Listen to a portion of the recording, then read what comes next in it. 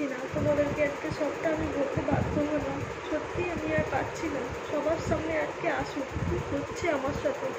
মনটা একটুকু ভালো না।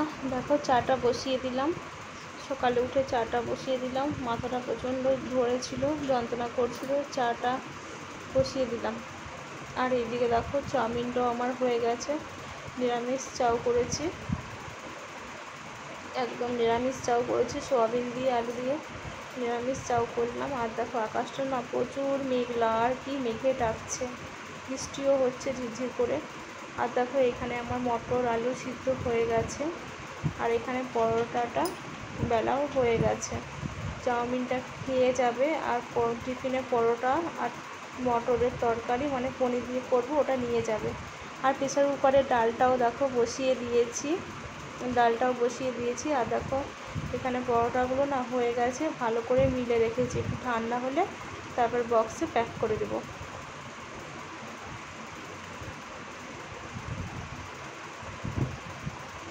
পরোটাগুলো আজকে ময়দা দিয়েই পরোটা করেছি, আর ময়দা দিয়েই পরোটাটা করতে ভালো লাগে।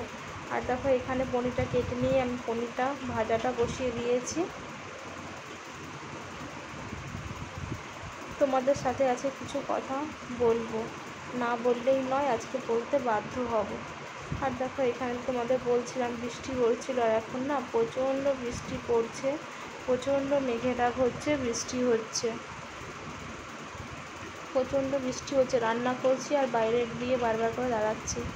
আর দেখো এখানে তরকারিটাও বসিয়ে দিয়েছি, আলু মটর পনিরের তরকারি। আর মটরটা না আজকে না বেশি সিদ্ধ হয়ে গিয়েছিলো, একটু গলা গলা টাইপের হয়ে গিয়েছিলো। তারপরে দেখলাম যখন তরকারিটা করলাম না, একটু গোটা গোটাও দেখতে পাচ্ছিলাম। আর এদিকে দেখো ডালটা তো আমার সিদ্ধ হয়ে গেছে, আর এই তরকারিটাও হয়ে গেছে। এটাকে ভালো করে নামিয়ে নিলাম। নিরামিষ তরকারি করেছি, নিরামিষই আজকে রান্না করলাম আর কি।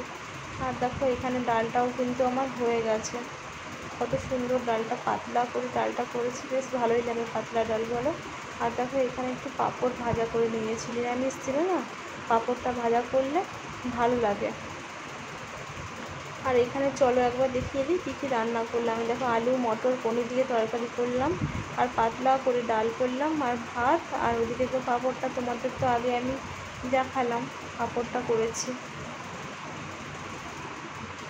কি বলো তো বন্ধুরা, তোমাদের সাথে এই কথাগুলো শেয়ার না করলে নয়, চলো কথাগুলো বলি তোমাদের।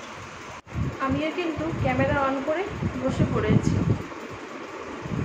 তোমরা তো সবাই দেখেছো টাইটেল এবং থাম্বনেলটা আজকে কী আছে।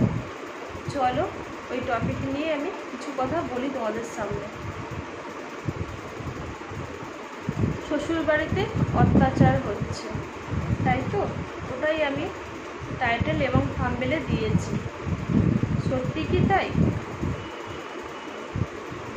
আজকে এইটা দিতে বাধ্য হলাম, কারণ বড় বড় যারা ইউটিউবার আছে তারা দেখছি এখন এই নাটকগুলো করেই চলছে, বন্ধ কিছুতেই হচ্ছে না। কেউ করছে পরক্রিয়া নিয়ে নাটক চলছে, কেউ করছে শ্বশুরবাড়ির কেচ্ছা নিয়ে মিথ্যা মিথ্যা অভিনয় করছে। যেই দেখছে ভিউজটা ডাউন হয়ে যাচ্ছে, সেই ওরা এই নাটকগুলো চালু করছে। তাহলে আমরা যারা ছোট ছোট কন্টেন্ট ক্রিয়েটার আছি, বা যারা আমরা রেগুলার ভিডিও ডেইলি ব্লগ আমরা তোমাদের সামনে দেই, তাহলে আমাদের ভিডিওগুলো কে দেখবে বলো? কারণ কি বলো তো, ভালো জিনিস মানুষ আজকাল দেখে না, যত কেচ্ছা নোংরামি ভিডিও মানুষ দেখতে পছন্দ করে। আর আমরা ভালো ভালো ভিডিও দিচ্ছি, আমাদের ভিডিও তো কেউ দেখবে না, তাই না? বড় বড় ইউটিউবারদের থেকে আমরা কি শিখবো? এই শিখবো তো,